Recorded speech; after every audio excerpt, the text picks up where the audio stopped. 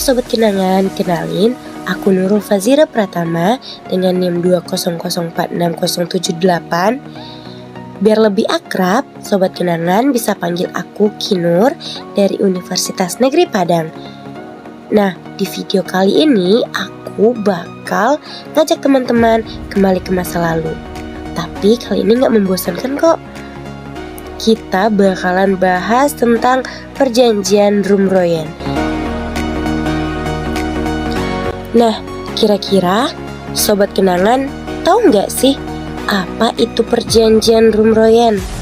Perjanjian Rumroyen itu dimulai tanggal 14 April 1949, terus disahkan itu tanggal 7 Mei 1949. Sepengetahuan saya, perjanjian Rumroyen itu dilaksanakan tanggal 14 April dan disahkan tanggal 7 Mei. Perjanjian ini diadakan di Hotel des Indes, yang dimana perjanjian ini tentang konflik antara Belanda dan Indonesia. Pada perjanjian itu dihadiri oleh Muhammad Hatta.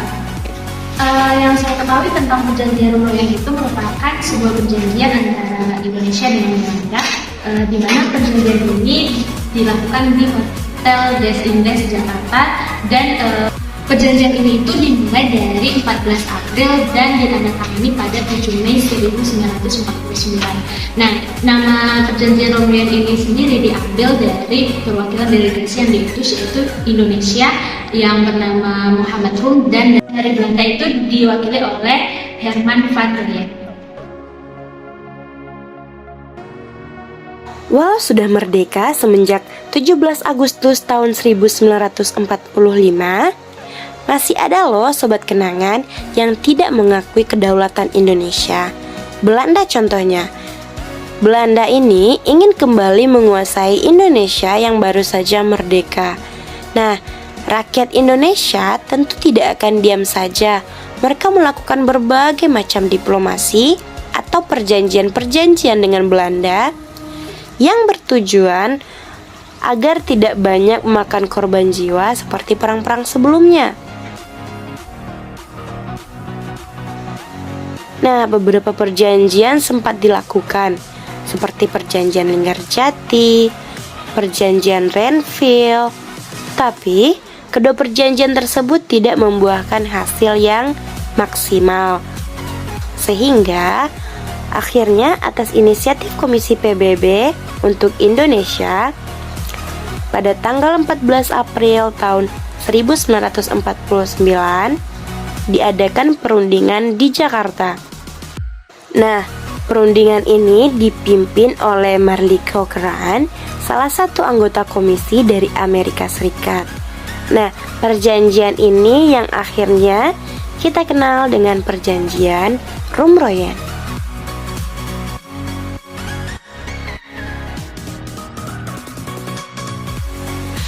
Perjanjian Rum van Royen atau yang lebih dikenal dengan Perjanjian Rumroyen merupakan perjanjian antara Indonesia dengan Belanda yang dimulai pada tanggal 14 April tahun 1949 dan ditandatangani pada tanggal 7 Mei tahun 1949 di Hotel des Indes Jakarta. Nah, nama perjanjian tersebut diambil dari kedua pimpinan delegasi, yaitu Muhammad Rum dari Indonesia dan Herman van Rompuy dari Belanda. Nah, isi perjanjian Rumroyen ini tuh yang pertama tuh permintaan untuk menghentikan gerilya, yang kedua itu untuk melakukan pembebasan tawanan perang, dan yang ketiga itu mau mengembalikan kedaulatan Republik Indonesia ke Yogyakarta dalam konferensi Majapahit. Untuk menghentikan operasi militer serta membebaskan tawanan perang. Sepengetahuan saya, isi perjanjian Rumroyen itu ada 3 poin. Yang pertama, angkatan perang Indonesia itu akan menghentikan gerilya. Terus yang kedua, angkatan perang Belanda itu akan menghentikan agresi militer dan membebaskan tawanan perang. Kemudian yang ketiga, pemerintahan Indonesia dikembalikan ke Yogyakarta dan akan mengikuti konferensi Majapahit di Den Haag. Perjanjian yang disepakati pada tanggal 7 Mei tahun 1949 ini membuahkan hasil. Yang pertama, Angkatan Perang Republik Indonesia akan menghentikan gerilya. Yang kedua, pemerintah Republik Indonesia akan dikembalikan ke Yogyakarta dan akan mengikuti konferensi meja bundar di Den Haag.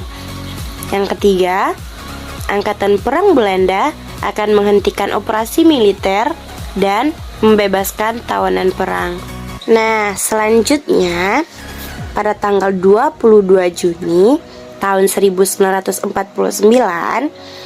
diadakan pertemuan lanjutan. Nah, pertemuan lanjutan ini membuahkan hasil sebagai berikut. Yang pertama, Belanda akan menyerahkan kedaulatan Republik Indonesia secara utuh dan tanpa syarat sesuai dengan perjanjian Renville pada tahun 1948.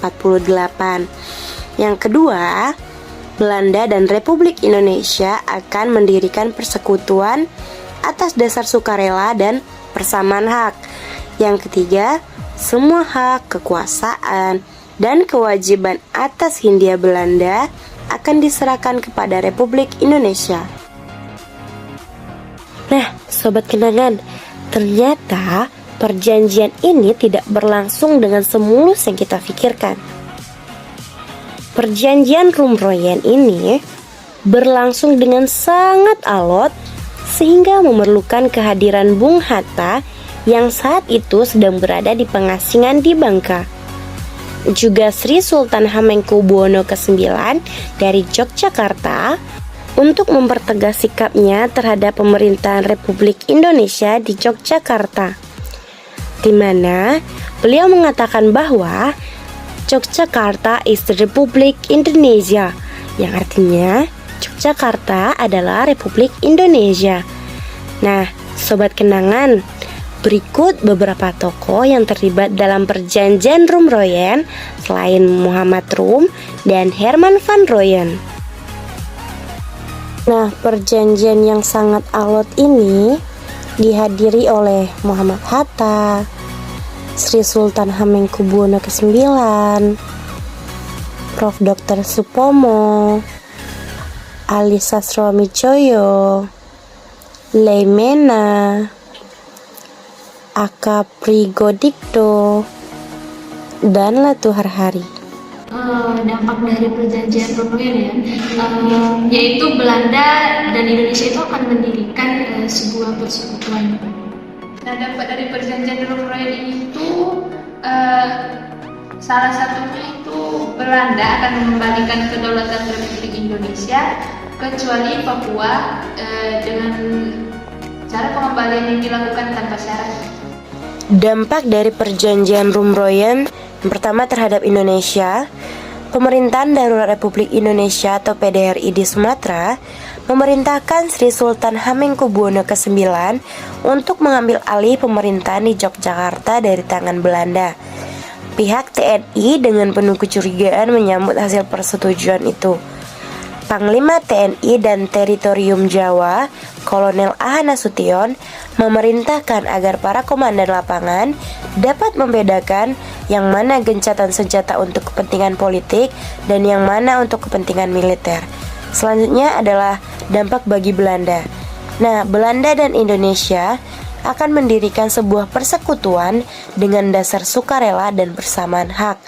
Lalu, Hindia Belanda akan menyerahkan semua hak, daerah kekuasaan, dan kewajiban kepada Indonesia.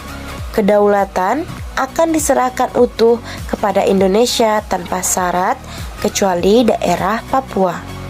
Nah, itu dia tadi sobat kenangan, penjelasan tentang perjanjian Rumroyen, salah satu upaya mempertahankan kedaulatan Republik Indonesia yang baru saja merdeka. Nah, sebegitu susahnya para pejuang kita mempertahankan kemerdekaan, seharusnya kita bersyukur sekarang berada di negara yang aman. Terima kasih untuk sobat kenangan yang sudah menonton video ini dari awal hingga akhir. Sampai ketemu di video-video aku selanjutnya. Bye-bye.